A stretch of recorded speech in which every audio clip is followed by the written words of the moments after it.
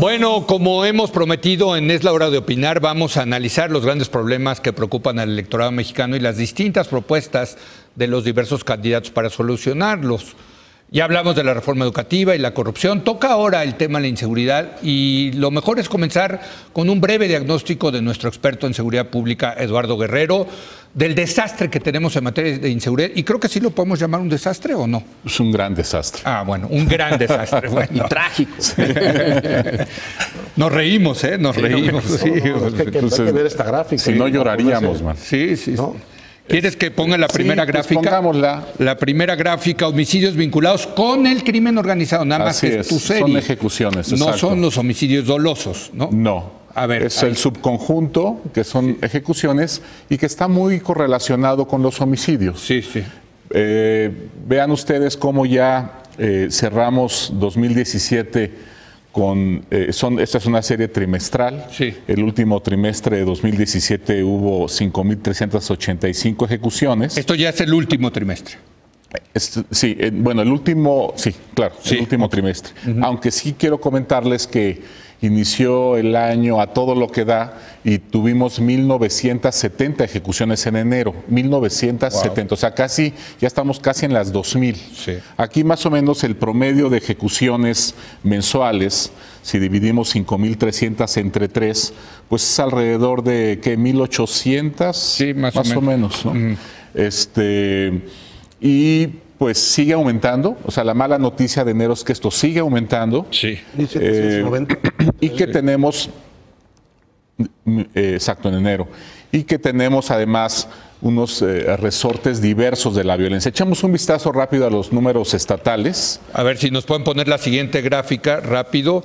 Homicidios vinculados con el crimen organizado por entidad federativa. Exacto, aquí estoy comparando, 2017, exacto, ¿no? 2014 andábamos, fue cuando el punto de inflexión, sí. Cuando se frena la tendencia a la baja y empieza a aumentar. Ahí vean, si comparamos estos estados, que son los más violentos del país que tenemos ahorita, vean que en todos ha aumentado la violencia, en unos de manera muy, muy impresionante, no, bueno, como Guerrero, bueno, Guerrero, Guanajuato, increíble, ¿no? En Guanajuato es un problema doble de robo de combustible con también un problema grave de narcomenudeo, sobre todo en León y en Irapuato.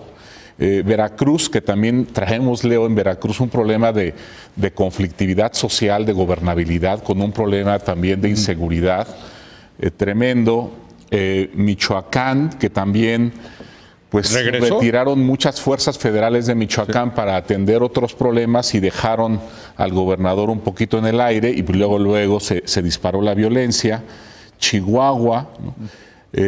Aquí habría que decir, en el caso de Chihuahua, aquí no aparece Quintana Roo, y en el caso de Veracruz, Leo, que es muy interesante cómo el relevo que hay del PAN, de gobiernos priistas, deja expuesta toda esta colusión entre crimen organizado y gobierno estatal. Se trata de 3 gobernadores muy corruptos, muy tradicionales, Javier Duarte, César Duarte y Borge, que hacen uso ellos de las organizaciones criminales para enfrentar a sus adversarios políticos y para generar una serie de negocios en el Estado. Bueno, pues eso es ya la peor tipo de... Y ahora que viene el relevo partidista, sí, y viene toda una reconfiguración de las instituciones de seguridad y justicia, pues se exacerba el conflicto entre organizaciones y tenemos un disparo tremendo de la violencia. Escuchaba, ¿no?, en ese sentido que sí vieron que ha habido un par de bombazos ahí en Quintana Roo, uno de ellos en un transbordador. Y lo que andan diciendo es que es los grupos vinculados con el gobierno anterior tratando de presionar al gobierno actual para que los deje en paz, ¿no? En tu tierra. Sí, hay muchas cosas muy raras en esas dos. Así es. Hubo un accidente y descubrieron unos explosivos. Exacto. Hay unas cosas muy raras. Sí, así es. Para terminar de comentar la lámina, sí. Colima, Tamaulipas, que fue completamente fuera de control a Reynosa, Estado de México, Baja California Sur, con su gran problema en Los Cabos, sí, y Jalisco. que ha sido un aumento hasta en cierta medida moderado, ¿no?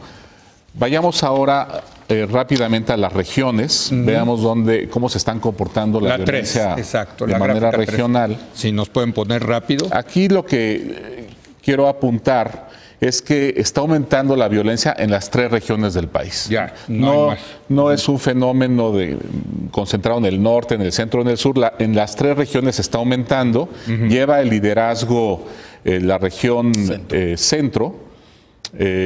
Justamente por el problema, el repunte tremendo que ha habido de la violencia en Guanajuato, en Puebla.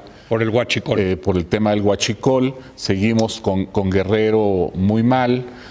Acapulco es el segundo municipio más violento del país. Ya le ganó el primer lugar después de muchos meses de tener el liderazgo ahí Acapulco. Ahora Tijuana se ha vuelto en el municipio más violento del país, y Guanajuato es el estado más violento. Más violento. Guanajuato es el estado más violento. Que antes era muy tranquilito, armónico, ¿no? Y próspero. ¿La siguiente quieres ponerla? Sí, la siguiente, nomás rápido para tener una visión de cómo están las principales zonas metropolitanas del país, y apuntar también, aquí está el aumento en Tijuana, como pueden ver. Aquí se ve también muy claro el problema que trae Tijuana, el problema que trae León, la capital de Guanajuato. En Juárez, vean la disminución. Está muy alto se están todavía comparando, digamos, los dos momentos más álgidos, ¿no? El 2011, que fue el año más violento del año de Calderón, contra 2017, que es el más violento de Peña hasta ahorita, porque 2018 podría superarlo. Oye, hasta Querétaro, mano, está subiendo. Mira, ¿no? Querétaro que era bastante pacífico. Sí, ¿no? Pero esos son números todavía, digamos, razonables. Pero, de civilización occidental. Pero ¿qué tal Tijuana trae una tasa de homicidios de 58 por cada 100,000 habitantes? Así es. Esto es como de El Salvador, ¿no? Pues sí, sí, más o menos, aunque ahorita Acapulco trae 123 homicidios por cada 100,000. Bueno, no, qué cosa. Bueno. A ver, ¿esto se puede consultarlo en alguna parte? Va a salir en un artículo de Nexos próximamente. Bueno. El director no sabía. Lo que pasa es que lo bien que funciona. Sabes que nos vamos viendo los detallitos, y yo creo que el público de pronto pierde la visión amplia que está en la primera gráfica. Sí. Entonces, un poco mi pregunta y mi inquietud es: en 2011 llegamos a un pico de violencia, de crimen organizado, con 4,500 trimestrales, ¿verdad? Y luego hay una cosa muy interesante, es esta baja, Eduardo. Quisiera que nos hicieras un comentario de qué es lo que hace que baje, pues casi a la tercera parte, porque baja a 1,429. Esa es la primera pregunta. Claro. ¿Qué es lo que crees que pasó para que bajara? Y luego, obviamente, ¿qué es lo que pasó para que subiera? Porque tengo la impresión de que ya no, por lo menos yo no estoy entendiendo muy bien qué es lo que está debajo de este repunte dramático, que está 1,000 homicidios arriba de el peor año del sexenio anterior. Claro. Las hipótesis, digamos, que yo tengo de la disminución es que el gobierno de Calderón ya al final, el último año de su gobierno, se lanzó contra los Zetas. Sí. Durísimo, concentró todas sus capacidades en los Zetas. Hay 2 operativos, que eran los más violentos, militares, así eran los más violentos. Y los más. Hay 2, Lince Norte y Escorpión, 2 operativos de la Marina durísimos en Veracruz, Tamaulipas, Nuevo León, Coahuila, y hasta Tabasco le tocó un poquito, y le bajaron ahí la violencia durísimo. Además tenemos también un trabajo estatal muy bueno en Nuevo León con Rodrigo Medina y la Policía Estatal. Tenemos un muy buen trabajo también en Tijuana, ¿no? Ahí los jefes de la policía tijuanense. Tenemos también una inversión de alrededor de 2,500 millones de pesos en Ciudad Juárez durante 2010-2011 con programas sociales que también evitan el reclutamiento criminal en las pandillas, y le bajan, exacto.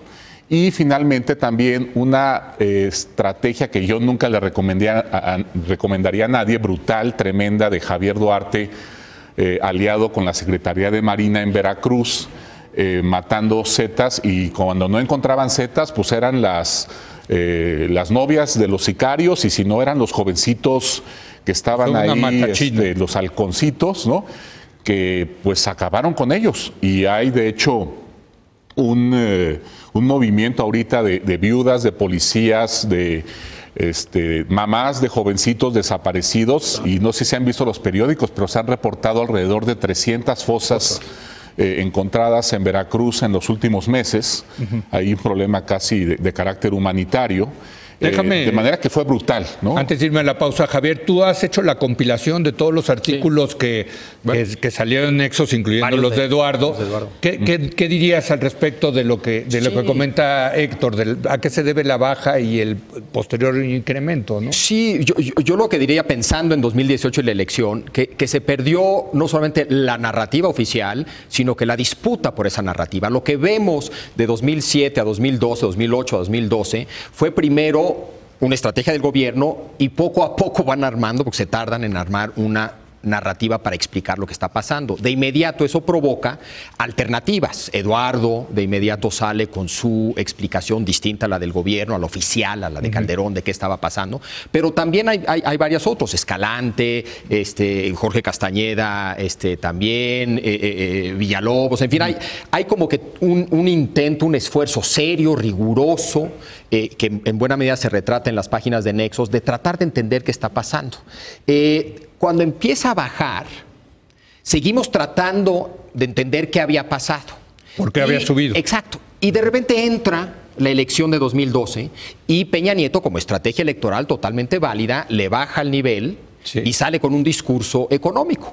Y bueno, como venía bajando, pues todos dejamos de hablar del tema. Entonces, nunca creo que le entramos a la explicación de por qué bajó con las ganas que le entramos a la explicación de por qué subió.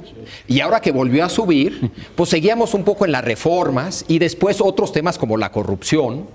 Y creo que hemos descuidado ese análisis. En cuanto a debate público, no tengo la menor duda, y lo sé, de hecho, que Eduardo y muchos otros ahí siguen, a eso se dedican, ¿no? Pero creo que la discusión pública se empobreció por ese tipo de razones. Ahora sí me encantaría ver en esta elección, y hay un artículo editorial de Alejandro Ope que también me gustaría comentar, de que él dice que no va a ser un tema, y da muy buenos argumentos de por qué no. Bueno, si quieres, déjame hacer... En cuanto a sustancia... Hacemos una pausa y regresamos con eso para ya entrarle a los candidatos.